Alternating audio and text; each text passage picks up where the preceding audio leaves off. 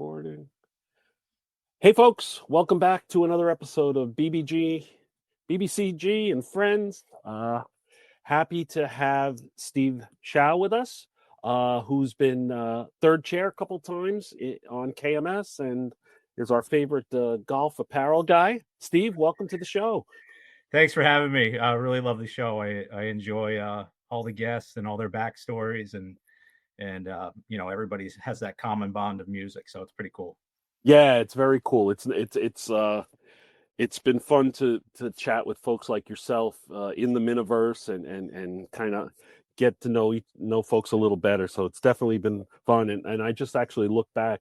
I started doing this in late March, so we're approaching 4 months here. So it's Cool. it's been a lot of fun. Yeah. Cool.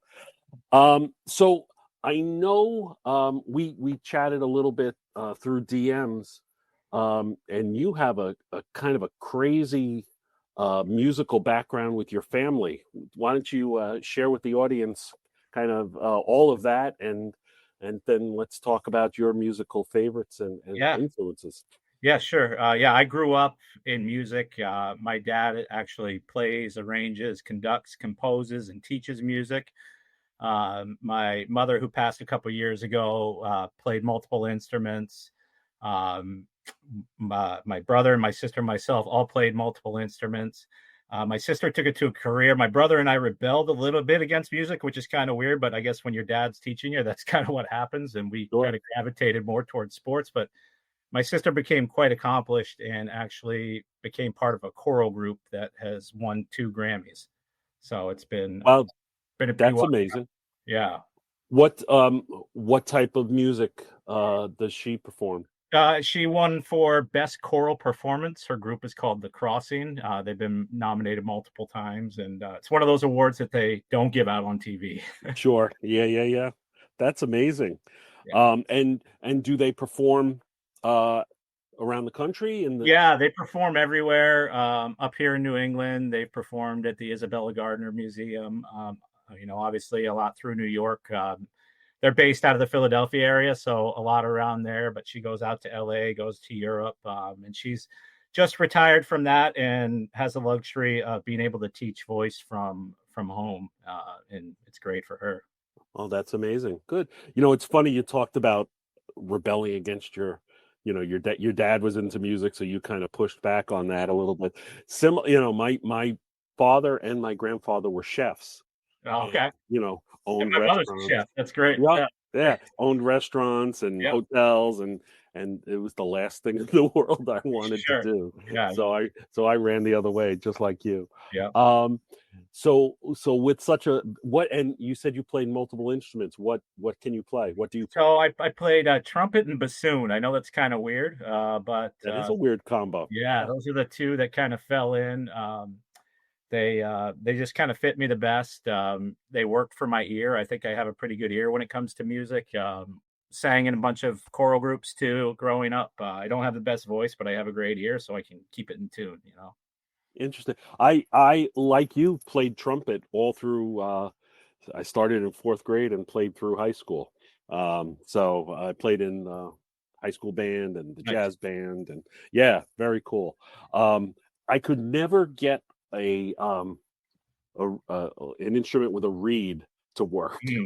Yeah, the single reed ones would get me. I found the double reed and the bassoon a little bit easier to handle, but those reed ones are tough. My niece, my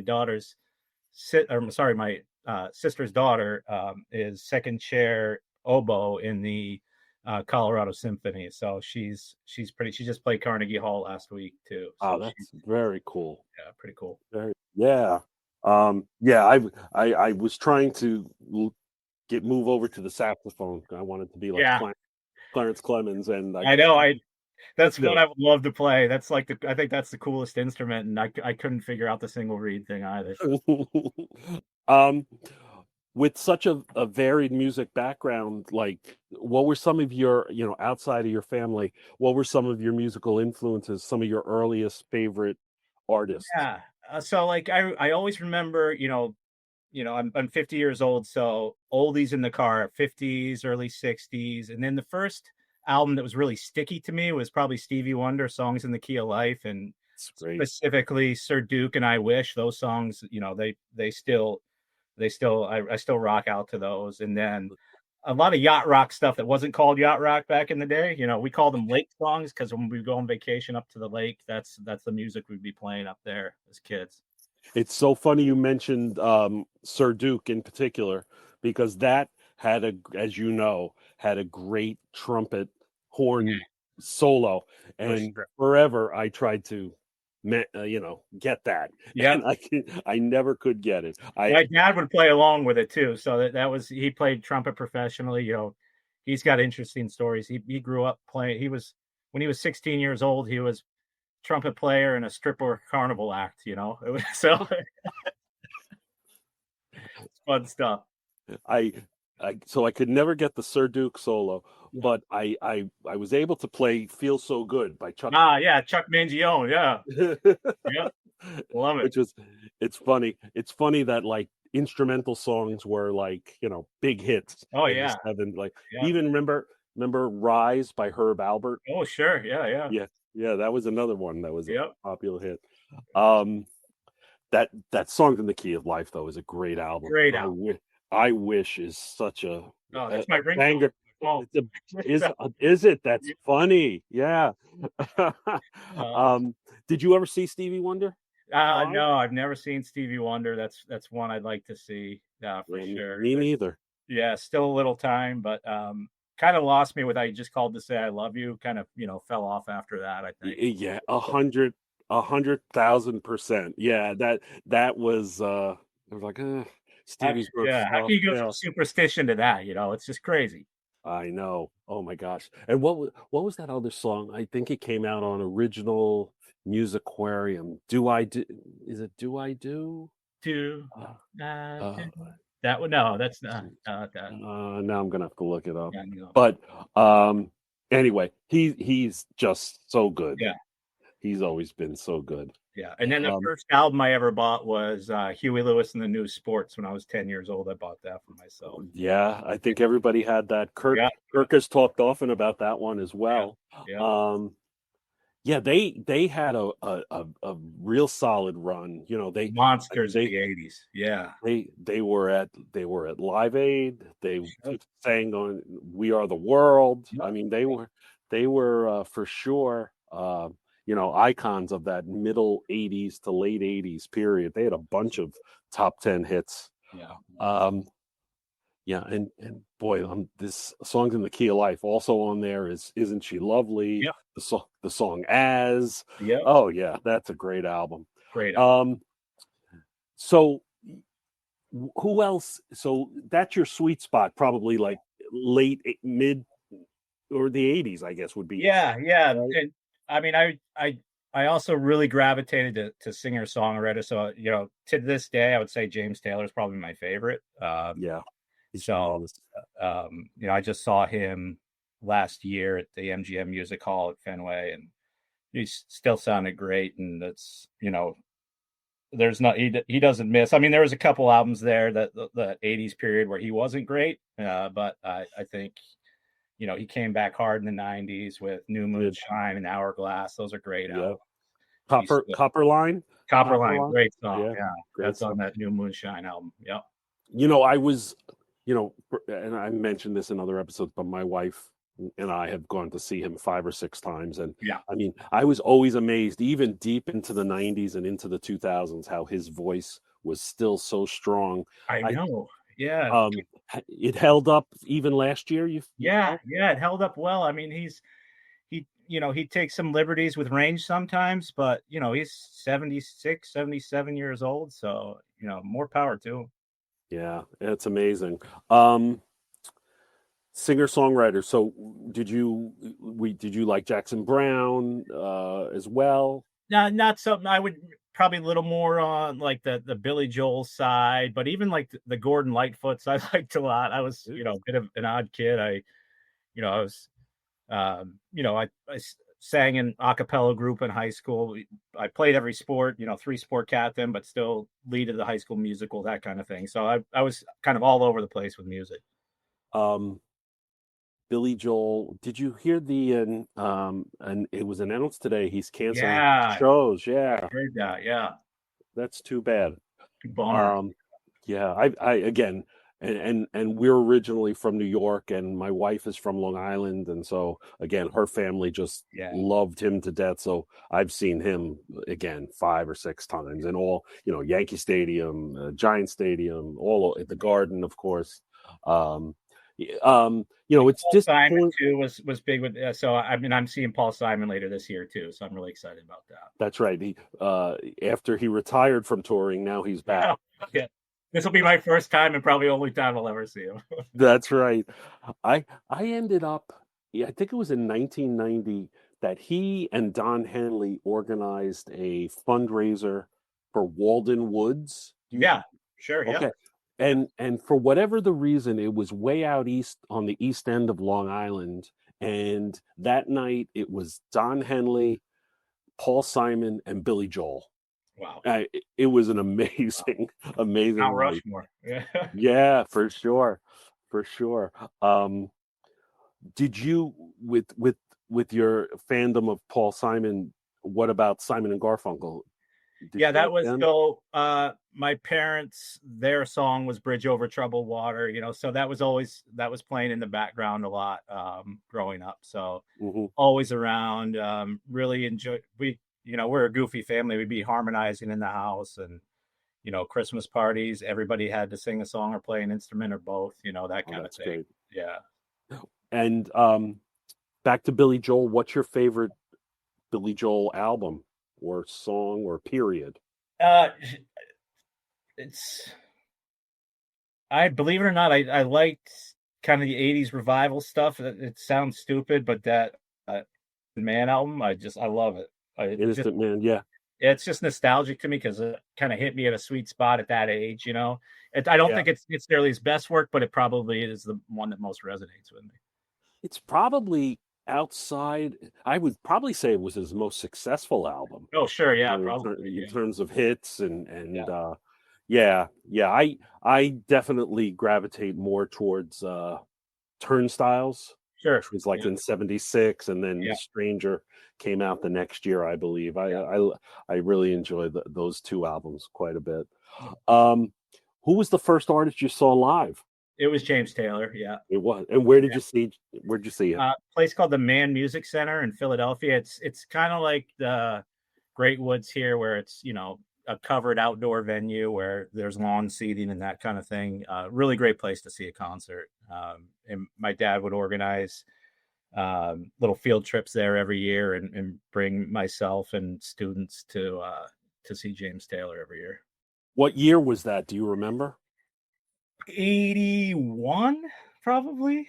Okay. I was young, and most of my early concerts were actually classical music concerts, but that was like my first concert. I Did was your about father 6 years old. Yeah. did your father ever take you to see the New Orleans Preservation Hall Jazz Band?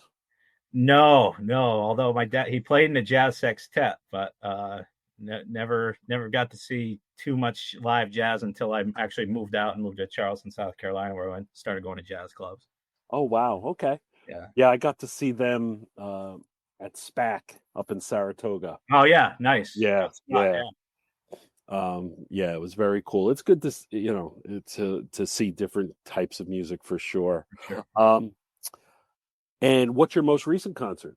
Who have you It seen was most it recently? was James Taylor in September. We have a theme going here. I We know. we It's probably not yeah. the best concert I ever been to was Van Halen, with Alice in Chains Oh, opening for him. Uh, what year was that? that was '91 for Unlawful Carnal Knowledge Tour, so it was Van Hagar technically, but Right. it was a blast. It was such a fun show. And who opened for them? I'm sorry. Alice in Chains, Oh wow. yeah, before they were really Alice in Chains. That's right. Yeah. So Van Hagar, what was on that album? That Uh, was Standing on Top of the World, was that finish Right what Now. started? Oh, right now. Yeah, Okay. no, Finish What You Started was on OU 812. Okay. Uh, Um, where do you stand in the forever controversy of Roth or Hagar? I like. I think technically, if, from a technical music standpoint, the Van Hagar songs are better. I just think you can't beat the fun of David Lee Roth. I mean, it's just the showmanship is off the charts. Yeah, yeah. I like in ways I like them both. If you put a gun to my head, it would definitely be the with Roth, Yeah, just because that's the traditional and the original sure. Van Halen. But a lot of good tunes from the later period. Yeah. Not too many with Gary Chacon. No, No, no, I tuned out by that point. yeah. Um, and how is Alice in Chains? Do you have a memory of Yeah. So how they were? I mean, think about the crowd. 1991. I was 17 years old, and I was the younger one of the younger ones there.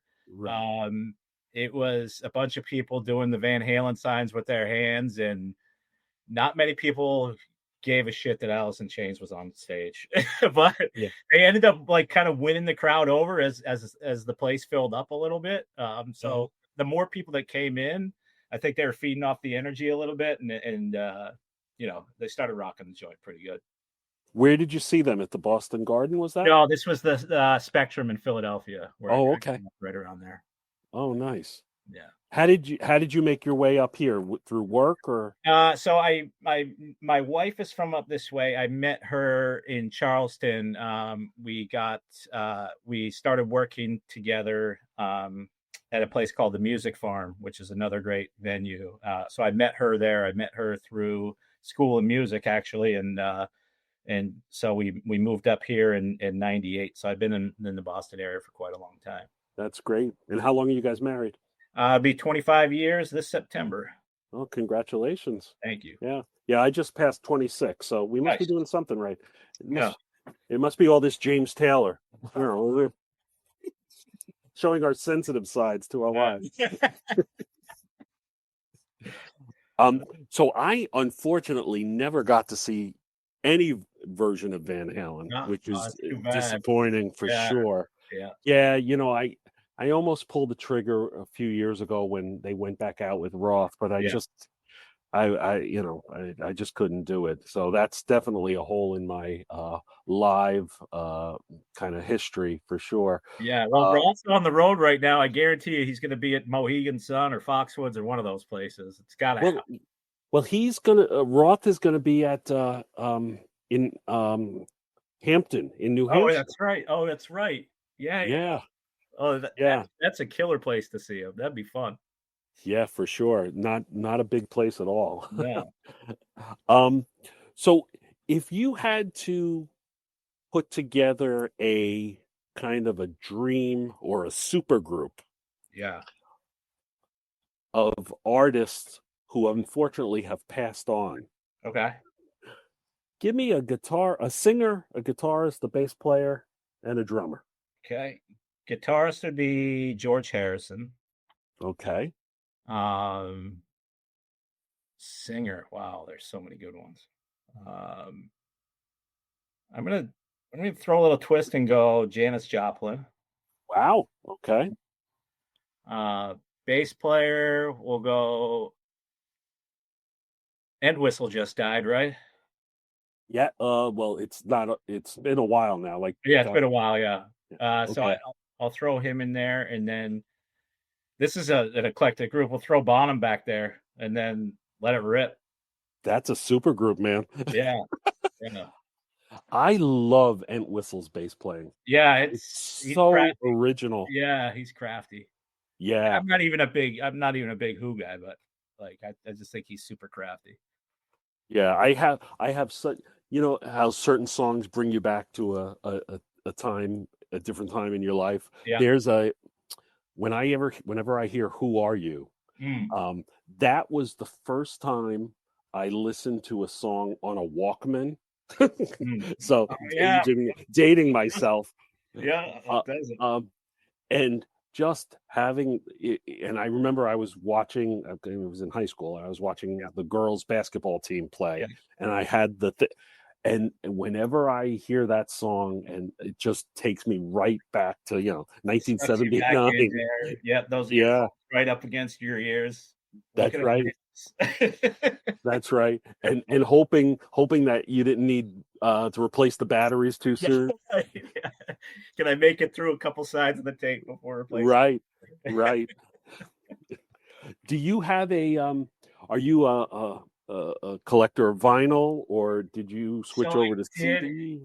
my Yeah. so my dad had a great jazz vinyl collection that he gave to me, and I moved so many times from like 1994 to to 2000 that I just ended up giving them to certain people because it was just too much to keep track of them. And then I had an extensive CD collection, and now everything's just consolidated. I mean, with the streaming services between Pandora and Spotify, I can have 1,000 great songs in my ear at any time. So Oh yeah. Yeah. growing up, we had a music room. My dad called it the studio, and great speakers around there. So it was stacks of music everywhere, and we could listen to so many different genres, and it would sound great. And we had a big recliner in there, and sometimes you just go there and shut the door and listen to whatever you want. I kind of Yeah. wish I had that in my own house now. For sure. It's funny. My wife and I probably once or twice a year bicker about the box or the crate of CDs I have in our attic. And she's like, You don't even have a CD player anymore. I know. What are you holding on to these for?" And I just, like my box of baseball Yeah, cards, I cannot let it go. you got 1,200 pounds of music sitting in the garage right now. Right. Yeah, for sure. That's funny. Um, are you, not to bring it back to James Taylor, but he is playing at MGM again this year. Are you gonna? I think we're doing the Paul Simon thing this year. I'm the big James Taylor guy. My wife likes Paul Simon a little bit more, so this is for her more than it is for me. I got my thing last year. It's always right around our anniversary, so it's going to be right. We're gonna do the Paul Simon thing. Yeah, that'll be nice. Yeah. That'll be nice for sure. I actually said to my wife that we need to see him probably one more time, Yeah. JT, because it's been a while. We moved up to New Hampshire about 22 years ago, and we Okay. saw him twice up here, but it has to be at least 15, 16 years. So Sure. Sure. probably should see him one more time. Are you Well, listening to new artists now? What are you listening to? Anybody new that you like? so what I get new is from through my son. Yeah, Um, and it's quote unquote new. It's new for me. I know. I know it's Yeah, because 10 years ago, old is new to me. right, right. He loves the Killers, so Okay. I hear that. He Yeah. loves Vampire Weekend. Yep. Yeah.